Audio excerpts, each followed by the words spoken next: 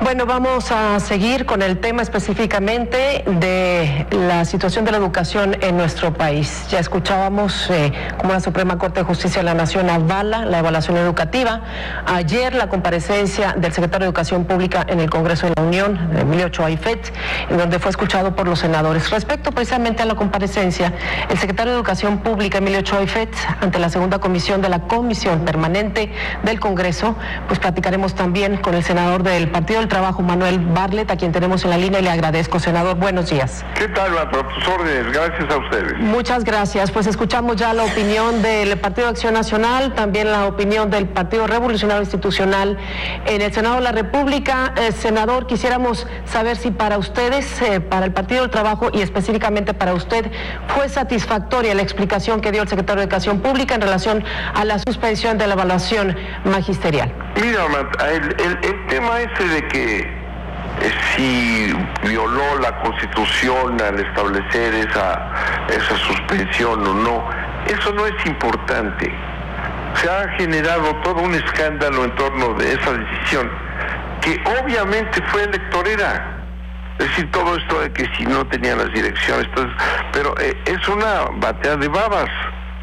El gobierno decidió, como tiene un conflicto que no ha podido resolver con los profesores, con una de las grandes organizaciones de profesores en el país, pues simplemente se acercaba a la elección y unos días antes suspendió, a ver si con eso bajaba un poco el problema que tiene. Y al terminar la elección, volvió a establecer el procedimiento. Eso es una cuestión electorera para cualquiera que no esté haciendo el juego a este tema. El escándalo que hicieron los grupos, que el secretario Chofet dijo, la sociedad le reclamó que no suspendiera la evaluación porque era el corazón de la reforma educativa, etcétera. Eso fue toda una farsa, porque ¿quiénes fueron los que hicieron el escándalo? Pues Televisa y esta organización que se llama Mexicanos Primero, una cuestión que se llama Transparencia Mexicana, otra, todos ellos son organismos de derecha vinculados a las privatizaciones y a los intereses extranjeros. Esos que hicieron el escándalo. Yo se lo dije ayer a Chaifet cuando dice, es que hubo un reclamo de la sociedad. Falso. La sociedad ni siquiera entiende lo que está ocurriendo. Yo por eso te agradezco que me permitas hacer un comentario, porque no lo permiten.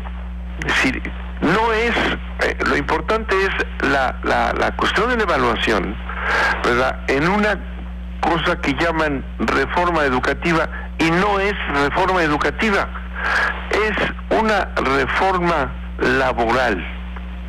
Lo dijimos en lo que se permitió en los minutos que tardaron en aprobar una reforma que ni siquiera conocieron ni los senadores ni las senadoras, que entró con un dictamen que nadie pudo leer y que se aprobó. Es una reforma laboral del sector magisterial. Así es, eso es lo que es cambiarles a los maestros el estatuto laboral que los regula por otro, con una serie de condicionamientos a los que no estaban obligados en el que tenían antes. Entonces es una reforma que ellos consideran represiva, contraria a sus intereses, y no tiene nada que ver con una reforma educativa.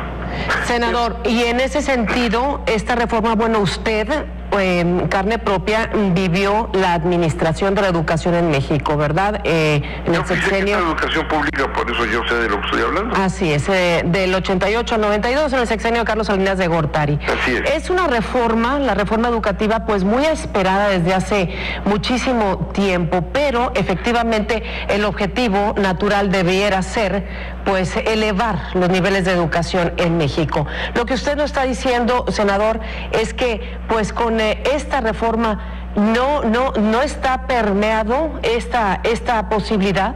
Claro, porque una reforma educativa implica una revisión de todo el sistema educativo. Para empezar, el estar evaluando a los maestros de esta manera es absurdo, porque la responsabilidad de la calidad de los maestros, de su profesionalidad y sus conocimientos y su capacidad para enseñar es del Estado, no del maestro. Las normales no funcionan bien, están abandonadas, no ha habido ninguna inversión ni ningún cambio en 3 años que lleva esta supuesta reforma. No ha habido una revisión a fondo de toda la estructura educacional. Y por otro lado, ni siquiera el modelo educativo está definido. Cuando se habla de evaluar para una calidad de la educación, no se dice nunca en esa reforma qué es la calidad de la educación. ¿Calidad para qué? ¿Calidad de qué? Senador, pero en ese sentido, ¿no sería un buen principio entonces tener, digamos, el espejo de lo que está sucediendo, digamos, la evaluación de precisamente cómo se está llevando a cabo el programa educativo para los propios maestros, para que una vez que estén capacitados con programas específicos, que inclusive el propio secretario ha hablado de esto, que pues la idea es saber qué es lo que está pasando, cómo están siendo, preparados los maestros. Para el paso que sigue sería pues que los propios maestros estén bien preparados para que lleven una calidad en la educación a los alumnos. Acaba usted de decir, Marta, para que los maestros estén bien preparados, para que y no es solamente eso de la preparación lo que hace la educación correcta y lo que se requiere, sino es todo el sistema educativo que no tocan. La inversión es cada vez más baja. Se dice, es que que fue un tema que salió ayer, se dice que la reforma, que la educación había sido expropiada. Así salió Peña Nieto al principio, así, nos expropiaron la educación, refiriéndose a Elveser Gordillo y al CENTE, al sindicato, y meten a la cárcel a la señora Gordillo, que fue el tema último que trataron un poco de pasadita, pero es el fondo. Esta es una reforma antisindical, ¿verdad? Pero que además tiene la característica de estar dirigida nada más a una de las 2 sindicatos que hay. Hay el CENTE, el Sindicato Nacional de Trabajadores de la Educación, y la Coordinadora Nacional de la Educación. Entonces, resulta que le dieron a la señora Gordillo el dominio de la educación. La crea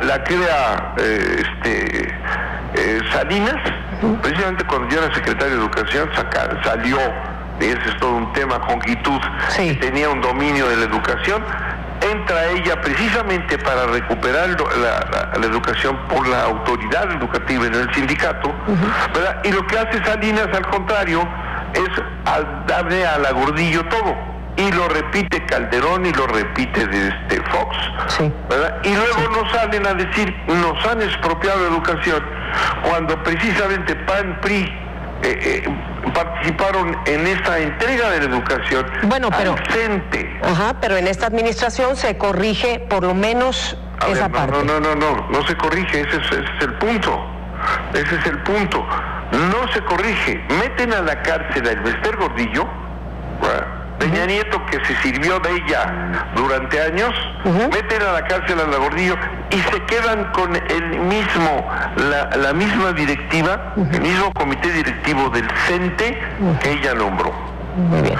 Que lo controlan bajo las amenazas de que entrarían ellos a la cárcel también y lo tienen calladito. Y quienes, esos lo han protestado, que tampoco están de acuerdo. Y entonces, ¿cuál es el objetivo de la ley? Hay que destruir a la coordinadora. Por eso, esa es la esencia de todo esto, es una medida antisindical y además dirigida contra un sindicato favoreciendo al otro o teniendo al otro calladito. Senador, ¿qué es lo que debe pasar? Es decir, el tema educativo en México es prioritario ya de mucho tiempo. No, de siempre. ¿Qué es? De siempre. Así es, pues precisamente en esto basamos...